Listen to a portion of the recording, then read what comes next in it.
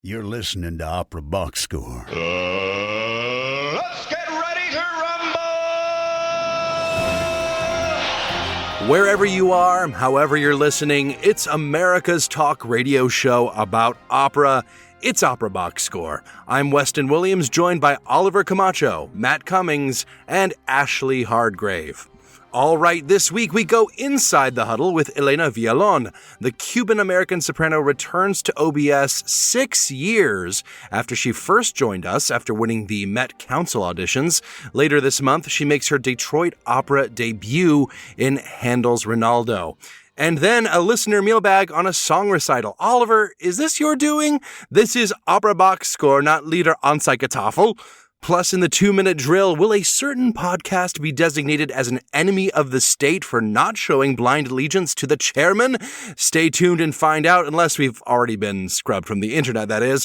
Make sure you subscribe to our podcast on Spotify. Click follow on Apple Podcasts. Hit the plus sign. Email us your hot takes by writing to mailbag@operaboxscore.com or upload a voice memo using the You Got Something to Say tab on our website, operaboxscore.com. However you contribute, you'll get an OBS beer coaster, an OBS lapel pin, and a #1 OBS fan foam finger just for sharing your own hot take. And without further ado, Oliver, how hot is your take? I'm actually going to share a take from Ashley on the Super Bowl. How hot was my take? How green was my valley? On the Super Bowl halftime show. You know, I feel like opera is missing a rivalry like we have between Drake and Kendrick Lamar.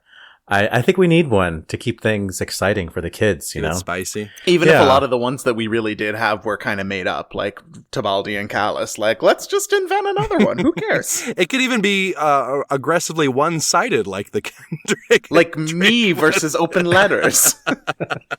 Is it Cuzzoni and Durastanti? I forget who. Bordoni. Bordoni, okay, yeah.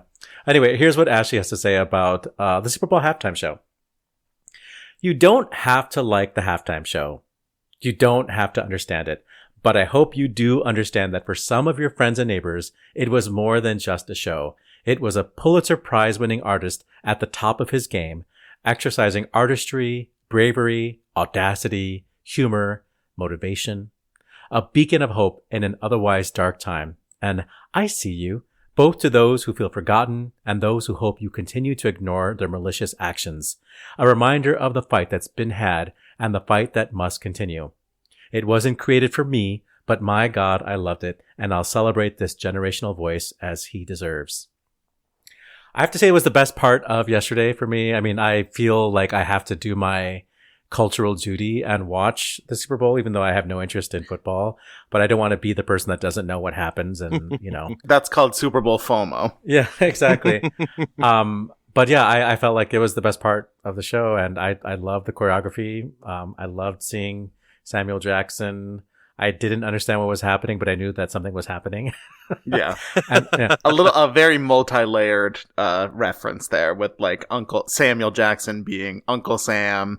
Yeah. Also probably like both a reference to like the fact that Black people built this country, which is an indisputable fact, and just like the history of minstrelsy in performance art, and like especially performances for a very white audience, and just like the racial politics of this moment are just because they don't want us to say DEI anymore. Like that doesn't mean that these issues go away. It just means that there's a lot more like shadow games and hiding behind rhetoric that isn't actually honest with people about what they want to do and say. And so having an artist like Kendrick Lamar, who is so insightful, like to shine a spotlight on like all of the dynamics at play there, I think is a really great opportunity that wasn't really intentional given where we were in this country, like when that was announced last year. Like it was before the election that we knew this was going to happen, but just so happened to feel like a very timely response. It certainly was an interesting show, and, you know, the game was kind of a blowout. It was certainly not the most interesting game that has ever been played on the Super Bowl stage. That's what you get, enemy of the show, Tobias, right? I called my shot, and here we are. Take that, Tobias. Let's talk some opera. Huddle up. Let's go Inside the Huddle. Detroit Opera's production of Handel's Rinaldo opens February 22nd and features friend of the show Anthony Roth Costanzo in the title role, friend of the show Nicole Heaston as Armida. It's conducted by friend of the show Roberto Kalb and features as Almirena friend of the show Elena Villalón, who joined us on Opera Box Score shortly after winning the Met Council auditions in 2019. You'll remember that I heard her sing in Santa Fe Opera's Fall Stop in 2022, and I thought that she stole the show. Last season, she made her Met debut in the Met's revival of Mark Morris's Orfeo with friend of the show Anthony Roth Costanzo and Ying Fang. And then over the summer, she had a major role debut in the world premiere of Gregory Spears and Tracy Kate Smith's The Righteous. She's now 27 years old. And I wanted her to give us a little, summary of what has happened since we last talked to her. But before we join the interview, let's hear her performance at the 2023 Operalia competition in Cape Town.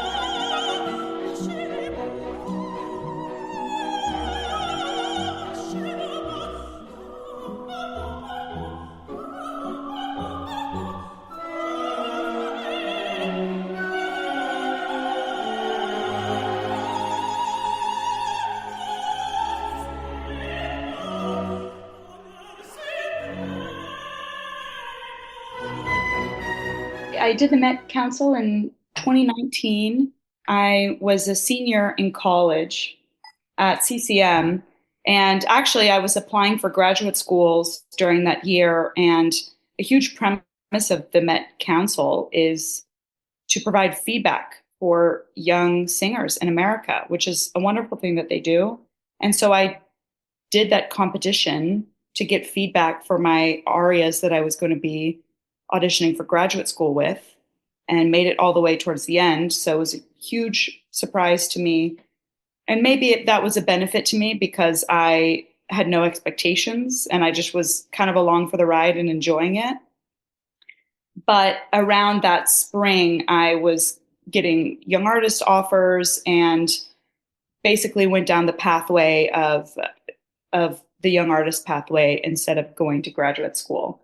And after that summer into the fall, I joined the Houston Grand Opera Young Artist Program.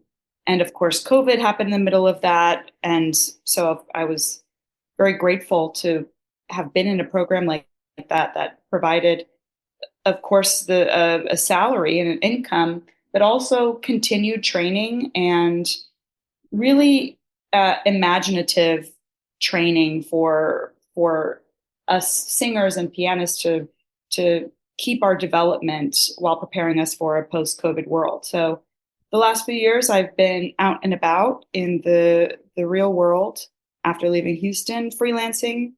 And as well, I joined the ensemble of Opera Frankfurt for 2 years, and I'm in my final season there. And then I'll be freelancing fully again after that. To pick it back to the Houston, you were talking about unique training. Did you have to do a lot of stuff for cameras? Absolutely. I think I think Houston was the company in the US that was producing the most content. I guess I would say also Dallas Opera, of course, like TDO, we know this. But that was a lot of sort of contracting, almost like people had their own shows and things like that. I know. We had a show. Yeah, I had a show too. Yeah. And so and that was wonderful work, but Houston had this whole group of young artists and they really utilized us, and they produced they did even like full-scale operas. And were you in the Ryan McKinney Marriage of Figaro? Yes. Okay. That I was in plenty of other things with kind of amazing directors and budgets and things like that for something that we never foresaw. And Houston really, really pulled it together to continue to provide opera at a high level for people in Houston, but also in the world. And I would say that was about a year of my experience, 2020. And then we got back into work in 2021 in the fall, as did the rest of the world, on and off, of course, as the variants kept popping up. And then I had a good amount of freelance work that my third year in the studio, but I kind of accepted a third year in the studio just in case another variant popped up. And also it was additional training that I received. But I was gone, I would say, most of the time. I was freelancing, and then I did, I think, just a couple of shows. But those were great shows to do, and I was still able to receive all the wonderful training that Houston provided. Here in the U.S., we hear a lot about Bayerische Staatsoper and Berlin and Vienna. We don't hear that much about what's happening in Frankfurt. Can you just talk about how many shows we're talking about, how many shows you were doing? I guess they would put you in a soubrette Fach, or they giving you a lyric coloratura Fach, or I don't know if they really they put me in the things that because I'm an ensemble there, they just put me in things. I'm free, basically, I'm a free agent in their company. They put me in the things that that benefit them, but also benefit me. That's a conversation that these ensemble or these fest opera houses have with individual singers about what they want to get out of it role-wise and what are the needs of the house. So I have sung soubrette things there. I have done lyric coloratura stuff, some lyric stuff. Right before this, I did Rodelinda, which was a wonderful experience, and I loved that role. And then right after this Rinaldo, I'll do Sophie and Rosenkavalier. And that'll end my time there in Frankfurt. That's sort of a big way to end. Yeah, I mean, absolutely. And the wonderful thing about Frankfurt is they are known for providing big opportunities for their young artists. And a lot of people have made very important debuts there. And it's why I was sort of drawn to that opportunity to do big roles there and dip my toe into the European market. So you returned to the Met in the Mark Morris Orpheus and Eurydice with Anthony Roth Costanzo and Ying Fang. Was it Stutzman conducting? I forget who was conducting that show. It wasn't Nathalie Stutzman. Well, it ended up being somebody else. Supposed to be Christian Kernan, but he got sick or something. Yeah, okay. Yes, he got sick. So a house conductor, wonderful, filled in for Christian. And but it was a tight unit before that time, and the orchestra, I mean, is so fabulous. Mm-hmm. It's unreal. So it's and it's such an intimate piece, and where everyone's sort of except for the very end of the show, everyone's towards the front of the stage. So it almost probably felt as chamber music like that you can get. Yeah. You're seeing all the members of the orchestra and they're seeing you. Yeah.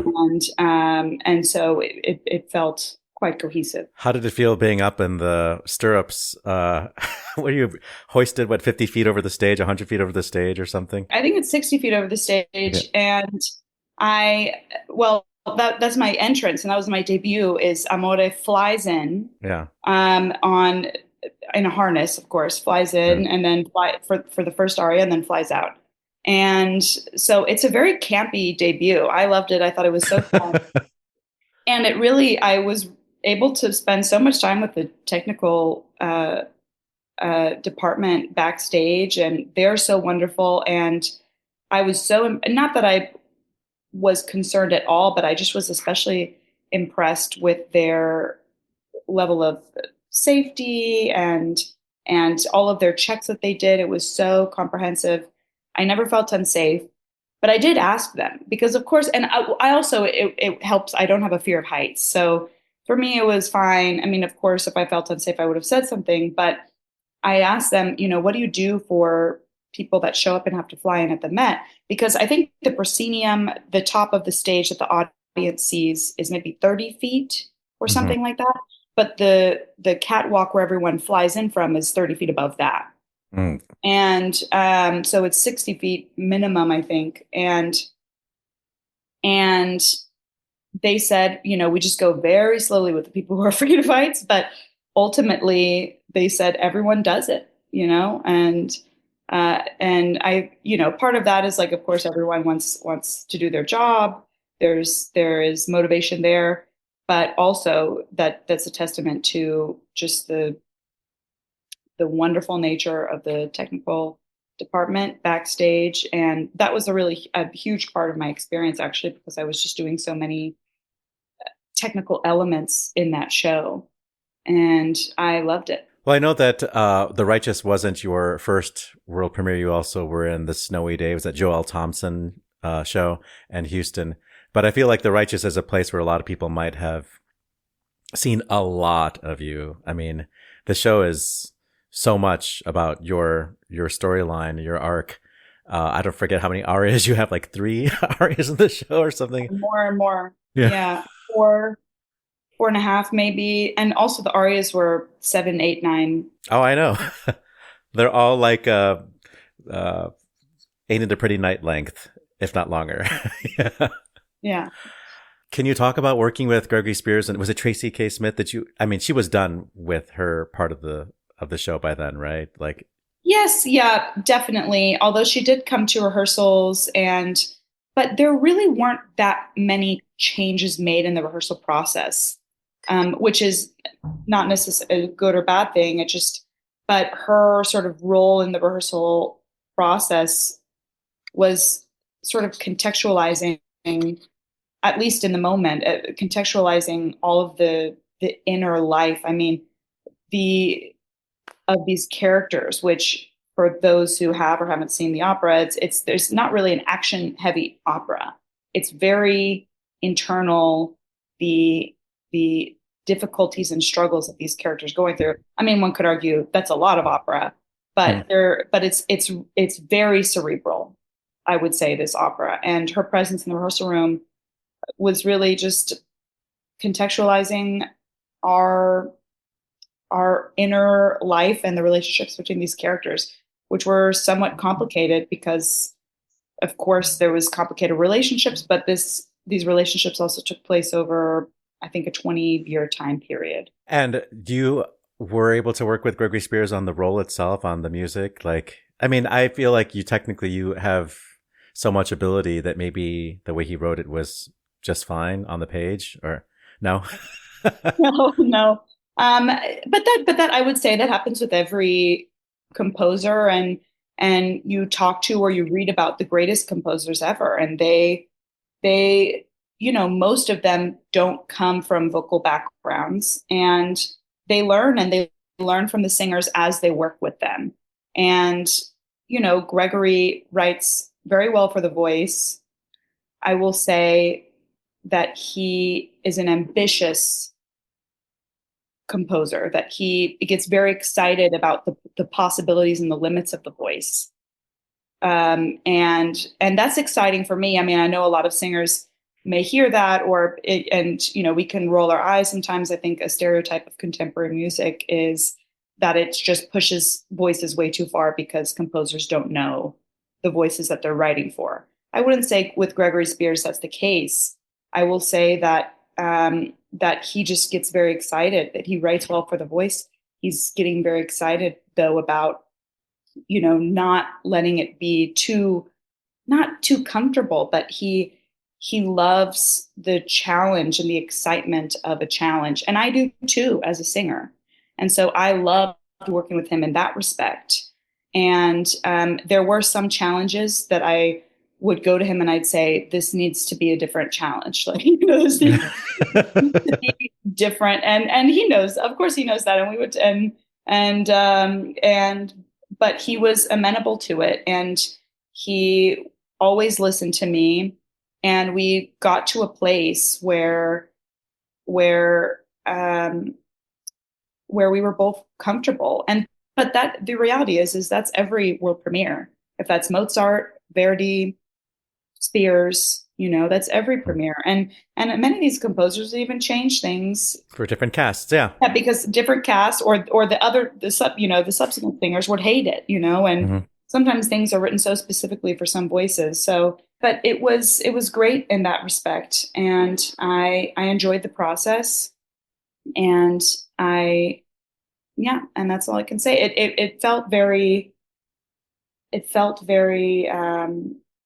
normal. I mean, I've done other world premieres, and I have felt most comfortable with Gregory. He's so amenable, and he's so willing to listen to what you have to say.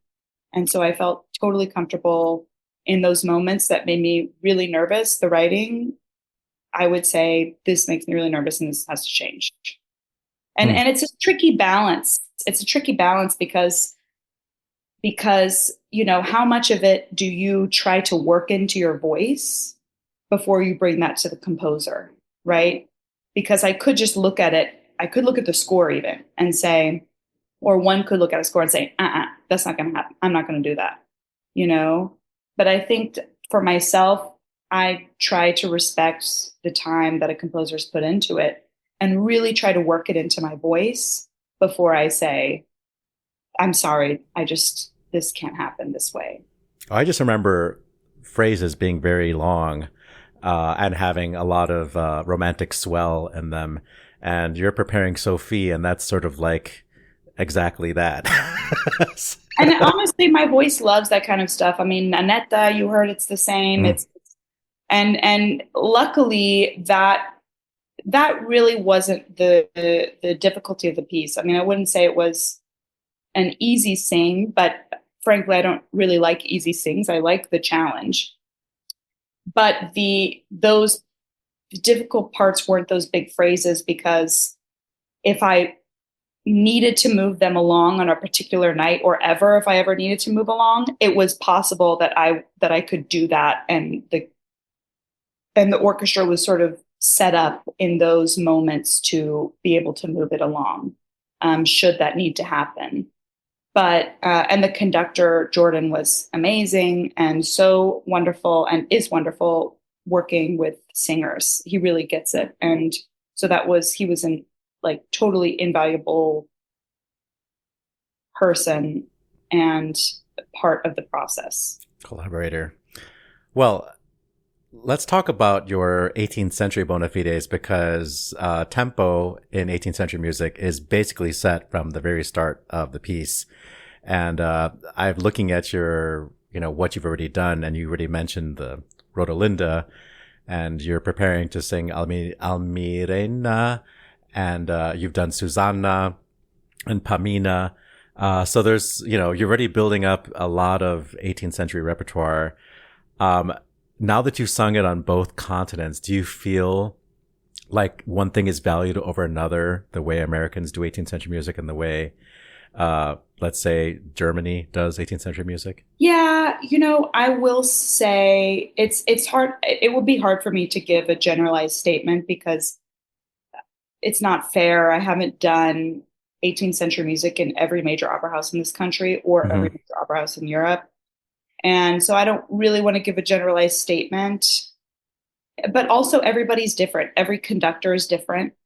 And you can even hear that. I mean, I hear that all the time on recordings, especially, and many of them, especially 18th century music, European produced over the last 50 years. And they don't care, I mean, if you listen to different conductors, and different recordings of the same piece, you can hear Mozart and Handel sung at every single tempo possible. And of course, it's important to respect what the composer wants. It's important to respect what the singer is capable of and what the moment is, what you're trying to achieve with that moment. Mm-hmm. And so those things are all important, but there's usually a happy medium somewhere in there, and conductors are usually very opinionated. So that is sort of my answer as a singer there. Unless I feel very strongly about a tempo, I typically roll with it. Well, I have a broad generalization. Maybe you can disagree with me.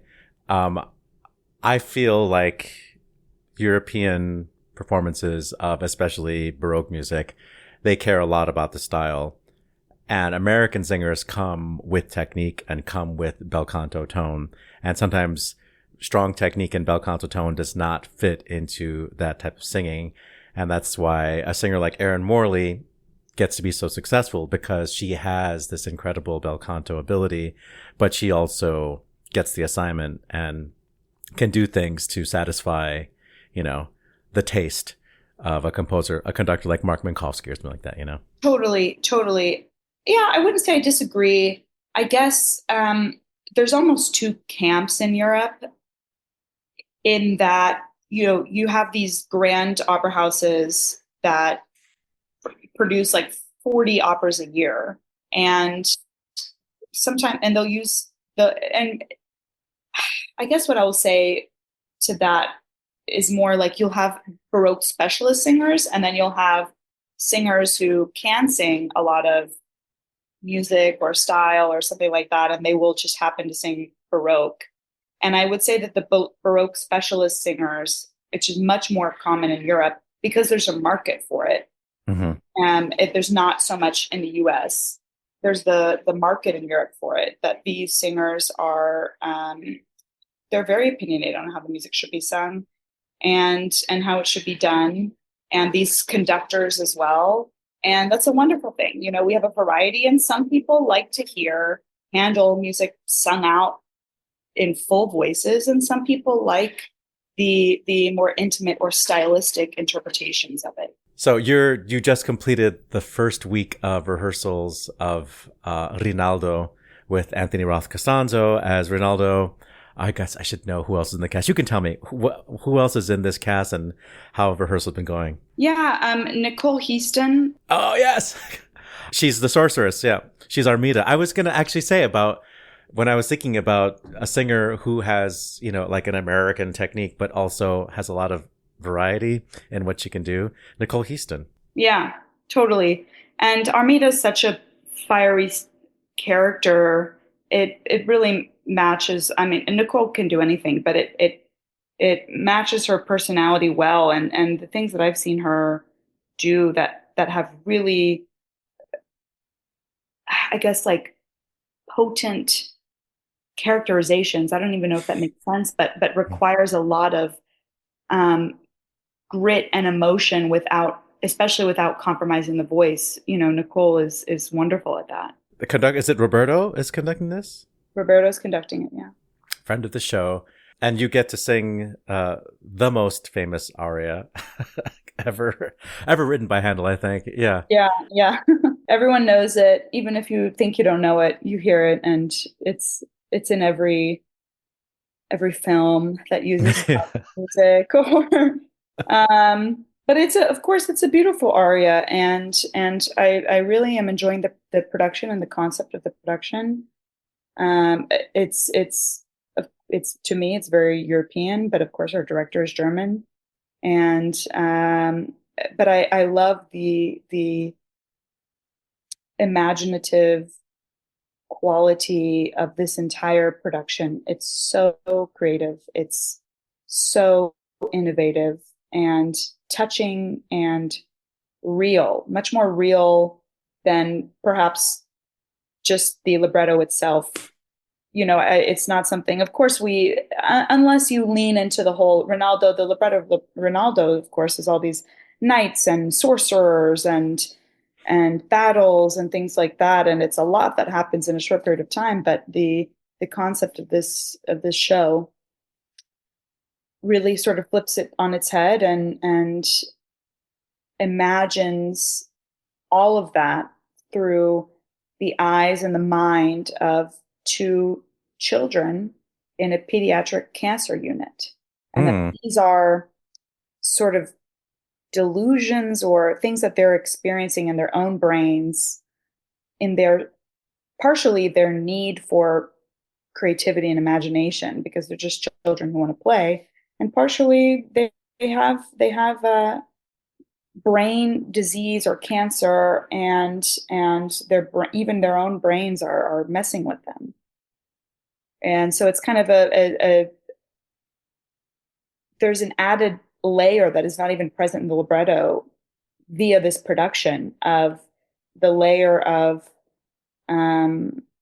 sort of the triumph of the human spirit through a child's eyes. I didn't know that was the concept. Wow. Yeah. And it makes me think that this is the third show in less than a year that you are with Anthony Costanzo. Is that by design, or is that somehow a coincidence? Or yeah, well, we told our managers we can't work together anymore. No, it's not by design. It's coincidence. And I wish Anthony had an inclusion writer that tag me along to every show. I mean, he's wonderful to work with. He's the most giving colleague. He's so smart and so thoughtful in everything he does. And so it's wonderful to see that. And is just a kind, wonderful person and a great artist. So I very much enjoy it. To be guided by a God who's everywhere and concerned.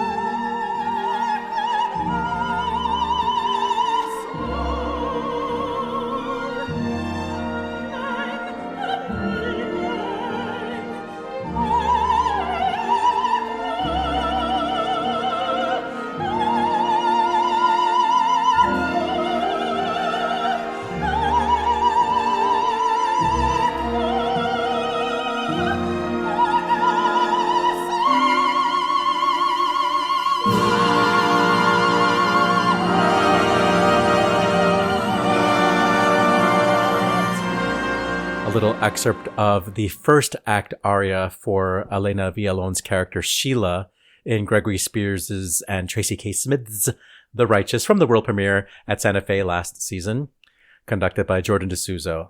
Once again, Rinaldo opens February 22nd and runs through March 2nd at Detroit Opera. So, 27 years old. That means that in 2019... she was, 21 years old? I also feel like that interview just happened, so I cannot believe that it's been 6 years. That means it's been 6 years that you've been on the show, right? Oh, he's been on way longer than that. Oh, wow. Behind the scenes look here, the past several episodes, Oliver has been insisting that Matt just joined the show. And it's because he's so confused because of the number of episodes that I've done is probably lower than you. That is true. That is true. It really is remarkable seeing someone so young, be on the show twice over the span of 6 years and still be young. Yeah. What kind of, when did she start singing? Just, 5 years old. Yeah, she was actually still an eye glint in her father's eye when she was already taking voice lessons. That's a joke from Doug Dodson, I stole.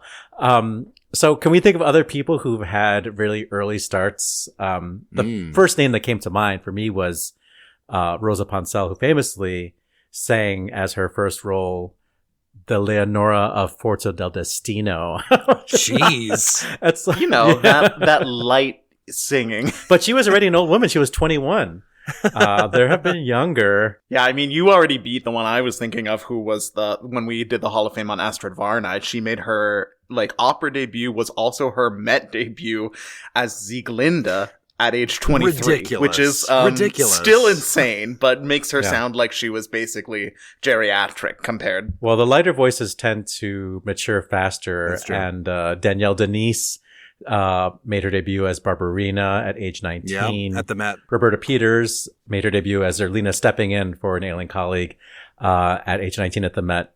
For a while, I think the record at the Met is still Patrice Munsel, who went on as Philaine in Mignon at age 18, who basically, I think, just sings that aria Je suis Titania and then flits away. So definitely less work than Zerlina in particular, who's got to like hold down the middle line of every single ensemble in Don Giovanni. Alexandrina Pendanchatska, who now just goes by Alex Penda, Oh, why? Why did she make that choice? sang Violetta at age 17. Wow. I'm sure in Bulgaria is where it was. Yeah, another favorite of the TKO corner of Opera Box Score, Mirella Freni, made her stage debut in Carmen as Michaela at age 20. And of course, I mean, the Callas 100 is over, but let's not forget that Maria Callas was singing huge roles in Greece when she was in her early 20s, like Leonora in Fidelio. Jeez. And for a while, her audition aria was Ocean, Thou Mighty Monster from Weber's Oberon. So even the fact that she made, like, by the time she was doing Gioconda at Verona, which was like her big international debut, she was still only 24, 25. Well, I didn't tell you guys this, but between high school and college, so I must have been like 18 years old, maybe 17 still, depending on how you look at it. I sang the first act of Hansel and Gretel as the father, Peter. Wow. Famously a baritone role. Yes, at Northeastern Illinois University. I was a ringer for their opera scene, their summer opera program. They needed a baritone, and who you're going to call? You were the Where's closest thing that they could find. La la la la, la la la la. I'm looking forward to my opera debut at the age of 75. Listener Mailbag. Yeah, you got something to say? Then yeah, all right, you can say something. This is Listener Mailbag. Hey, Opera Box Score, it's PJ. I'm here with Donald. Hey, Donald, man, how are you doing? I'm fine. I'm still in awe of this concert. Well, wait a minute. You're still in awe of what? What just happened? We just heard Shannon Keegan and what was his name? Aaron Weinberg. Aaron Weinberg singing the Schwanengesang of Schubert. It was a lead recital. The Schwanengesang were the last songs. They were unpublished at Schubert's death. Some of his most famous songs are in there. The Ständchen, Eliza Vleje meine Lieder, Aufstaub der Doppelgänger. Some of his most well-known songs are in it. And what can I say? It was a wonderful recital. Shannon's a superb mezzo. You're very exposed when you sing Lieder. It's not like hiding behind an aria and a costume. Right. You're all out there on your own, and each song is a separate story. Yeah. And she was wonderful. Yeah. And the ranges, the gamut of emotions. And her pianist, Aaron Weinberg from Antwerp, Belgium, he was magnificent. So he runs a Lieder program or art song program over there, apparently. Yeah. I follow him on Facebook, Aaron, and Shannon, of course. And Shannon and I met at Song Studio 3 years ago, and Aaron and Shannon met there, and suddenly I'm a fan and follow her. I've interviewed her myself, and Erin is spectacular. This is a pairing. You think about the great pairings, yeah. Martin Katz and, I don't know, Marilyn Horne, it was also Kiri Stakhanova. His claim to fame was his horns accompaniment. It's 2025. Right. And this could be one of those great pairings. It's a different era. They're both young. They're both young. He's just had a new baby. His wife's a singer. He is a titan of the piano across Europe. I watch his career on Facebook. And you people can't see this piano. It's a gorgeous old Victorian Steinway, and it's burled walnut, and it's absolutely magnificent. And it's a glorious tone. It's a 7-foot. I think it's a B. It's not the concert grand, but it's a gorgeous piano. So we're in a church on the Upper West Side. Oh my God, it went by so fast. I have stars all over the place, Donald. I kept saying, oh, this one, one after the other. It's something to see. Having just gone through Song Studio myself last week, and I just did a whole missive to the OBS people. And OBS people, this guy PJ is amazing. PJ, you oh, keep talking. You. I'm amazed at things that I never thought he was into. He's into and he knows about. Yeah, I'm learning, man. Next thing I'm going to find out he's a disciple of Marquis de Sade, but we don't know. Oh God. Oh, is that really OBS material, Donald? I'm not sure. Anyways, opera people are kinky. Are you kidding? None of this is going to make it to the show. If you know what some of these opera singers do in their spare time. Dear God, all I want to say is, Lieder is my new favorite. Is the new black. Lieder is the new black. When I was young, we had many great Lieder singers. You don't have them anymore. And this song recital basically disappeared, which is why Marilyn Horne started this. And then when she retired, Renee Fleming took it over. Right. And the reason is to keep this alive. And Fleming is one of the last great recitalists. There aren't many left. So just to cap this off, thanks for listening, everyone. We're going to conclude with, this is an extension of Carnegie Hall's Song Studio. So this is a concert as a result of that wonderful program, and where you get a chance to go out and see Art Song, go do it. This is PJ and Donald signing off. Bye-bye. That's a hot take that Donald has there, that Renee Fleming is the last Lieder singer. I mean, Donald is nothing if not a hot take machine. I love it. I would venture to say that almost anybody who performs at Wigmore Hall, and they have a lot of concerts there, would call themselves Lieder singers. I think Hugh Montegrandel is an excellent song singer. I want him to sing opera. I love his opera, but I would hear him sing art song all day. And Fatma Saeed, the Egyptian soprano, just released her album of Lieder. I don't know if you had a chance to listen to it yet, Matt, but I have not, but I've got to add that to my list. I similarly in your vein, I really, really do love the art song albums that Lisette Oropesa has released, but I selfishly don't want her to ever take any time away from the opera stage because I'm obsessed with her. If you're following her on Instagram, I don't follow anybody on TikTok. I don't have TikTok, but I'm sure it's also on TikTok. She's just posting her warm-ups for the Puritani that they're on TikTok too. I've seen them. And she's just doing these crazy phrases runs from the show. Yeah. She's really mastered the sort of Gen Z, drop the phone and talking at the same time intro. She does not have the millennial pause, unlike some of us on the podcast. And she'll just be like, this is the hardest part of Donizetti, Lucia Lammermoor. I'm just going, I'm like, what is happening? The energy is ridiculous coming off of it, and I love every second of it. Now I have to find that because I'm really curious about what she thinks is the hardest phrase in Lucia de Lammermoor. Is it those arpeggios that everyone cuts from the end of Regnava nel Silenzio except for Beverly Sills? We'll find out. Yeah. Let us know if you are also following on TikTok or Instagram if you're old, Lisette Oropesa or anybody else. And while you're at it, help us spread the word about Opera Box Score by giving us a rating on Apple Podcasts or Spotify. But the best way to do it is if you know someone who's into opera or is curious about opera and might be into our brand of weird opera, sports, whatever it is we do here, please let us know let them know about the podcast too. We always want to get more listeners. We want to get the message out there, and we would be forever grateful. It's a 2-minute drill right now. This just in. The 2-minute drill. All right, listen up. Here's everything you need to know about what happened in Operaland this week. Following the news that Kennedy Center President Deborah Rutter would be stepping down from her position at the end of the year, President Trump announced that he would be firing anyone on the Kennedy Center board who, quote, does not share our vision for a golden age in arts and culture, and that in an unprecedented action, Trump would take over as chairman of the board. The Kennedy Center said it had not received official communication to this effect, but that various individual board members have received termination notices. Barbara Berlusconi, daughter of the late Italian Prime Minister Silvio Berlusconi, has been appointed to the board of the Teatro alla Scala.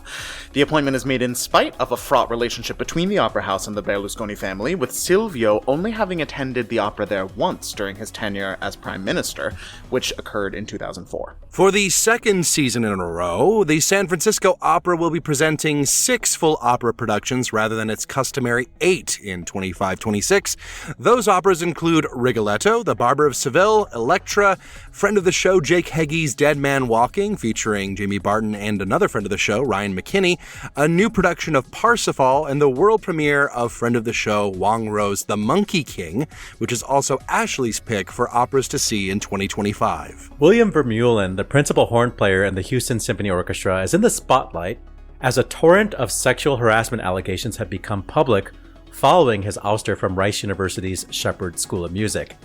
A number of Vermeulen's former students have come forward to say that he behaved inappropriately and that he frequently retaliated against students who rejected his advances. According to the expose in The Barbed Wire, the administration at the school was aware of the allegations and worked to shield Vermeulen from accountability. The chorus of Welsh National Opera staged a protest last week against upcoming funding cuts at the Curtain Call following a performance of Marriage of Figaro, where they displayed t-shirts and waved placards saying, "Save RWNO." The audience responded with applause and cheers.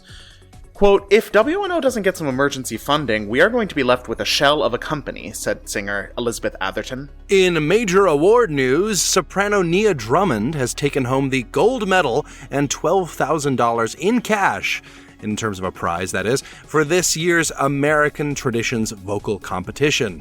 The silver medal went to countertenor Jesse Nager, along with a $6,000 cash prize. Soprano Emily Redden received the bronze medal. In trade news, Prague National Theatre has appointed Martin Glazer as the company's new general director. Glazer will succeed Jan Burian in 2028.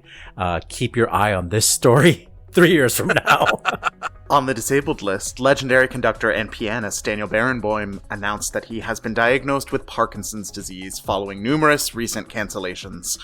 Barenboim said that the West Eastern Divan Orchestra, which is made up of musicians from across the Middle East, is his top priority at this time.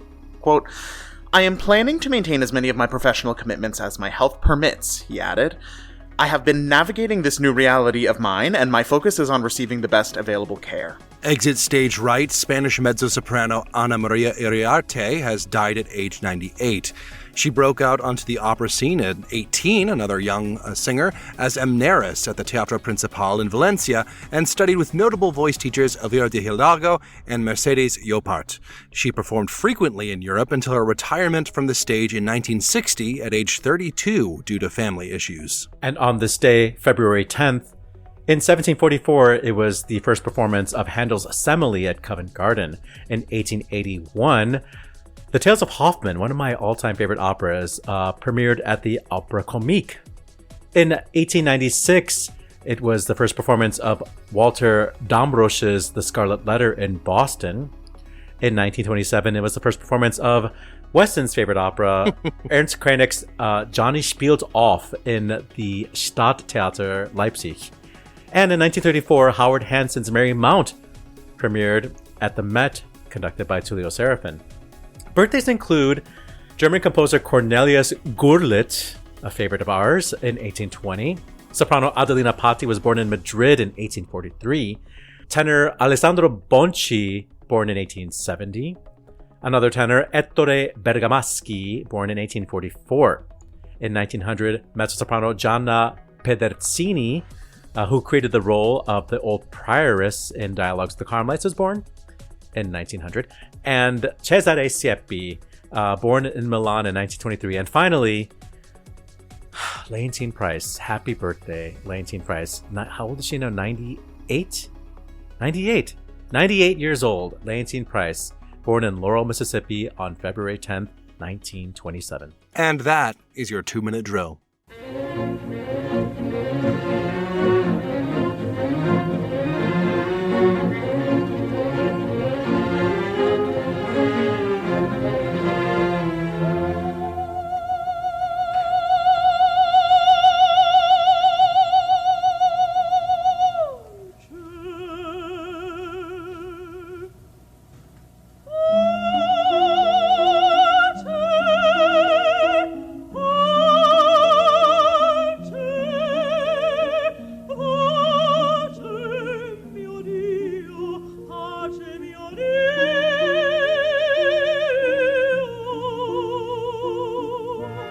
Not to claim to be ahead of the game, but Leontyne Price was my very first inductee into the Opera Box Score Hall of Fame. And here you just heard her speaking for all of us these days when we're saying, please God, give us peace. That was an excerpt from one of her signature roles, the Forza Leonora, from a performance on the Bell Telephone Hour in 1967. You know, I'm very sad. I'm excited to hear Leontyne Price anytime, of course, but I am a little bit sad that she is exactly the same age to the day as Ernst Krenek's jazz opera Johnny Spielt Auf, because that means we can never highlight her on a 2-minute drill wrap up.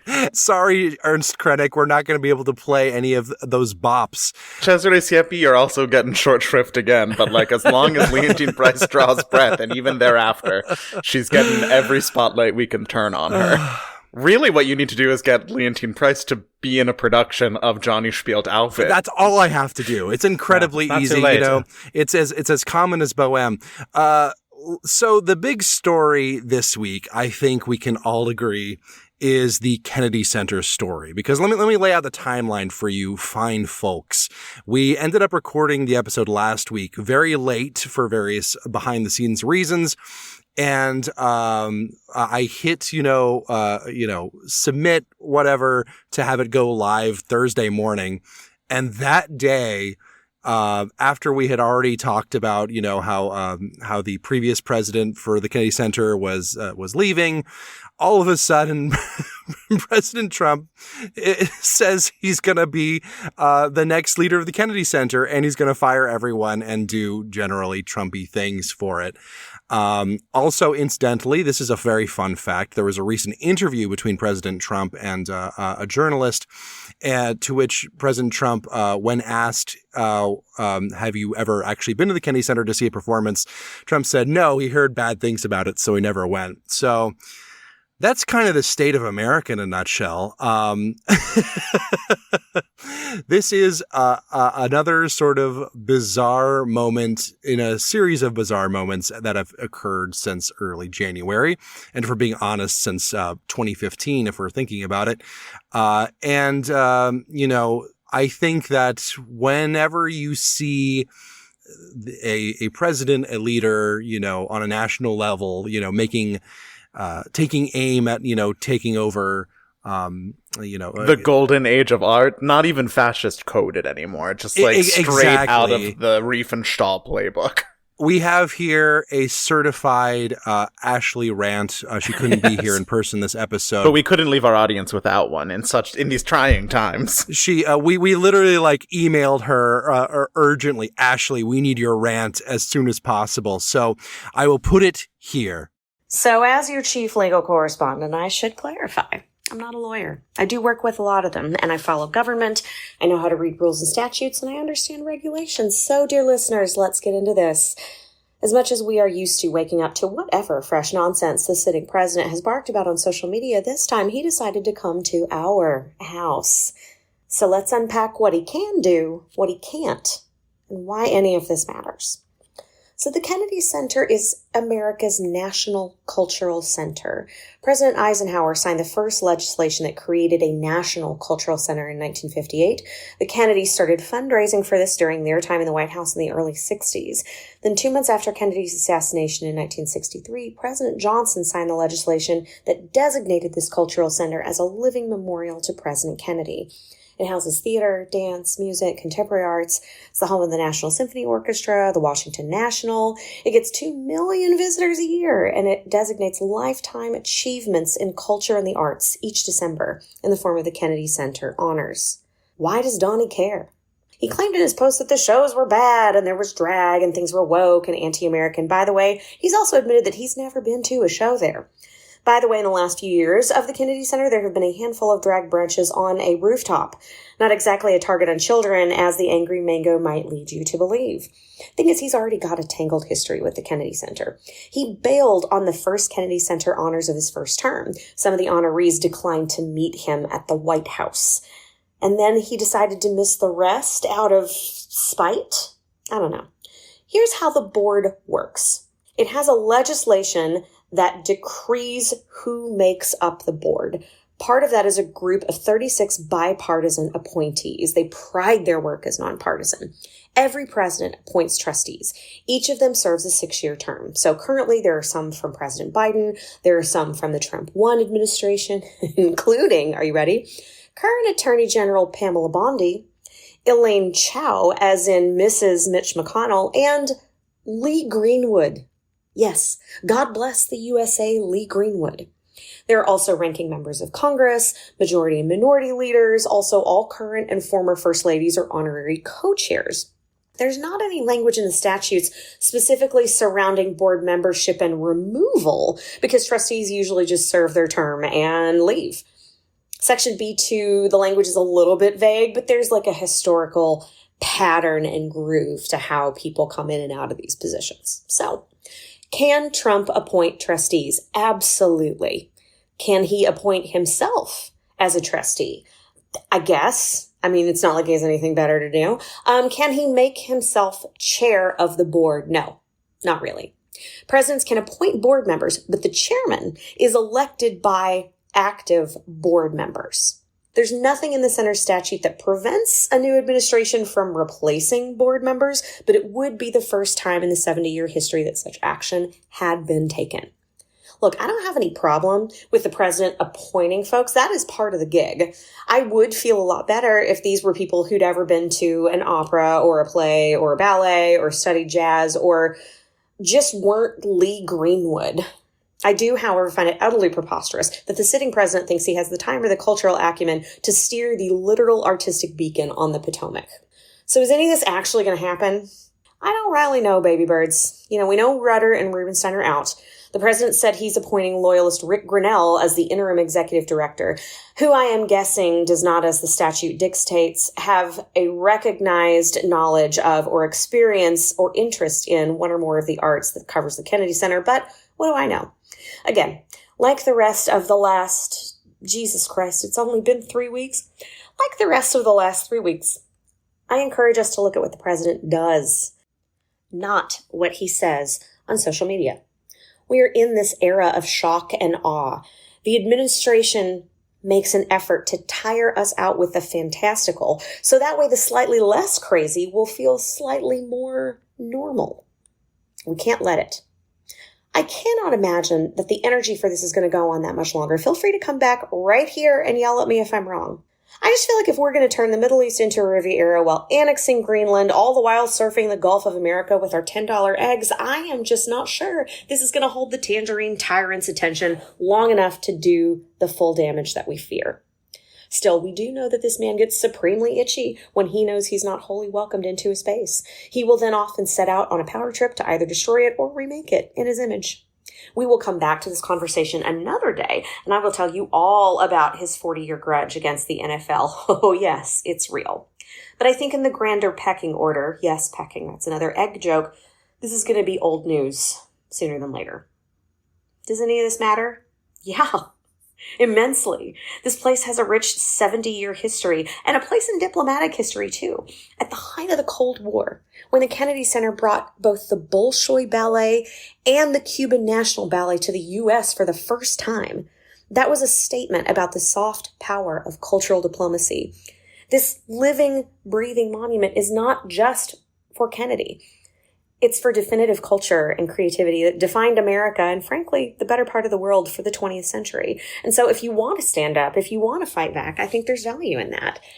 Your representatives do have to take your calls. Call that switchboard. Let them know that the arts matter, that the Kennedy Center matters, that the last century was the first one in recorded history defined more by art and culture than by wars, and we want this one to be the same. And like the JFK quote that is chiseled into the side of the Kennedy Center itself, I look forward to an America which will reward achievement in the arts as we reward achievement in business or statecraft. I look forward to an America which will steadily raise the standards of artistic accomplishment and which will steadily enlarge cultural opportunities for all of our citizens.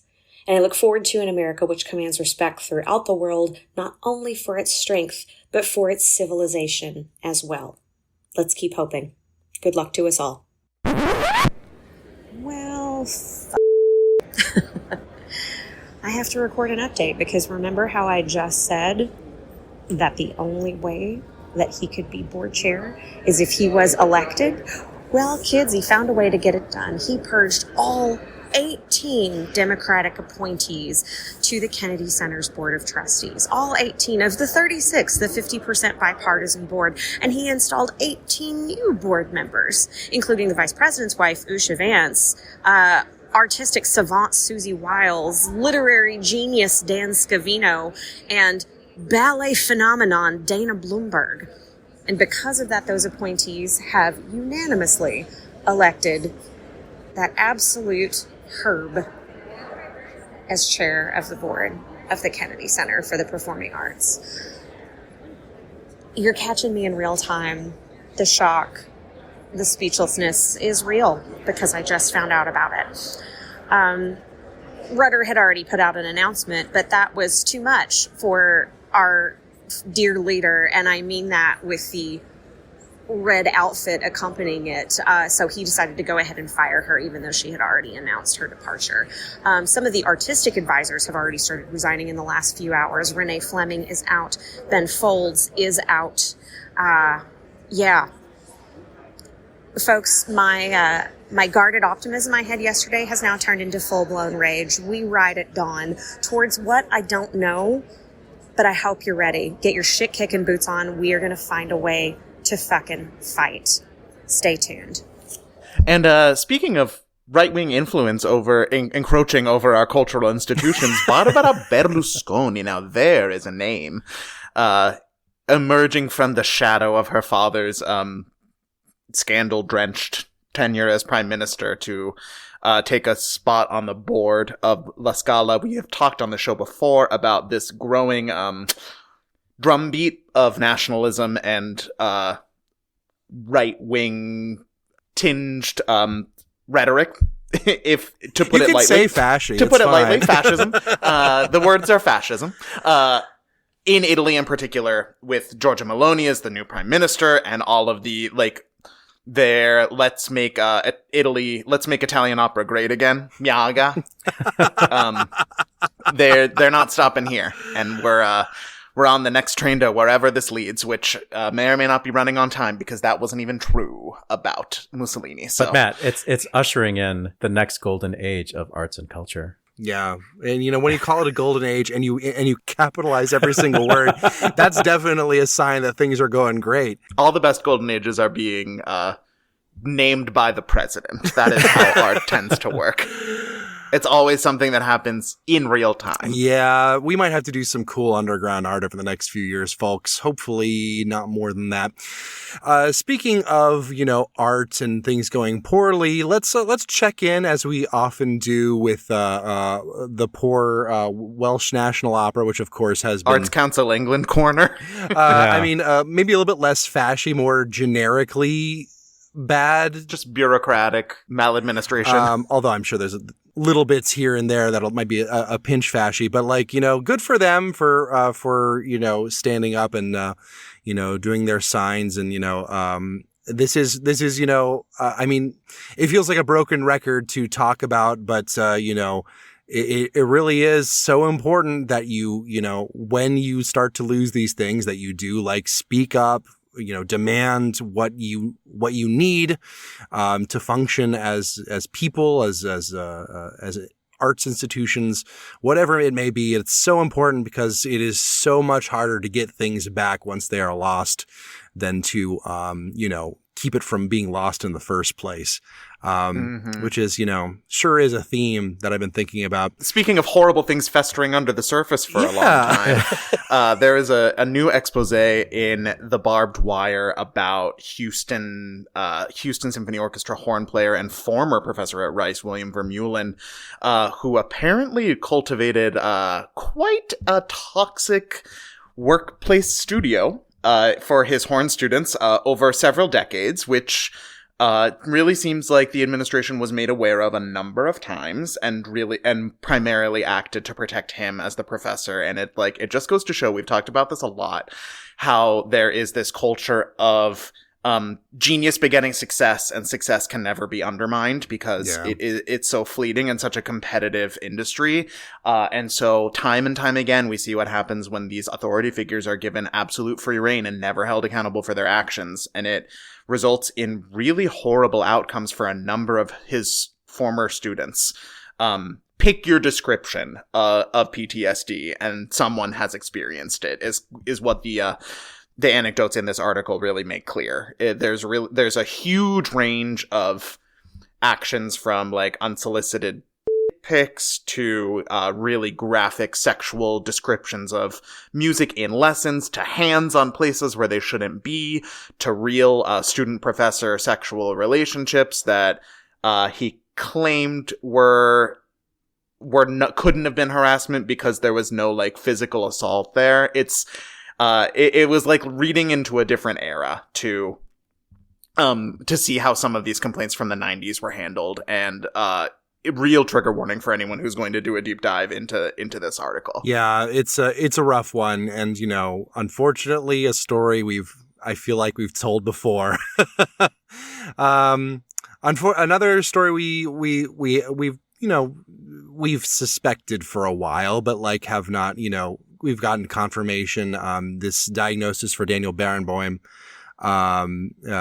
being diagnosed with Parkinson's disease. We knew he'd been having health problems. We knew that he'd been, canceling a lot of appearances and things like that. But it's just a real kind of a bummer story. He's had a long career, and we should remember his opera bona fides, and maybe we will in the future before it's too late to pay tribute to him. But he's contributed a lot to the world of classical music as a pianist, as a husband of Jacqueline Dupre, as a conductor, as the founder of the West Eastern Divan Orchestra. Yes. Yeah. It's been a lot. And he was also the music director of Chicago Symphony Orchestra. Yeah. So we definitely need to hold space for Daniel Barenboim, which we should do soon. Let's hold some space for Good Call, Bad Call.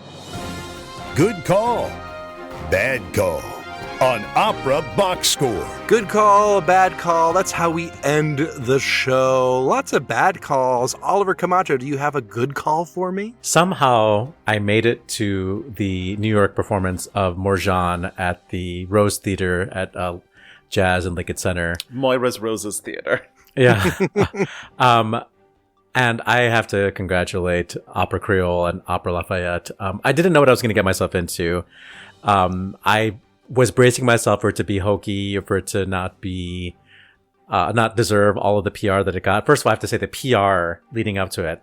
I've never seen so much PR from NPR, from New York Times, Opera Box Score. They got covered by all angles and a lot of stories about it. And I'm very happy. And I was like, okay, well, you did all this PR. I hope the show is actually good.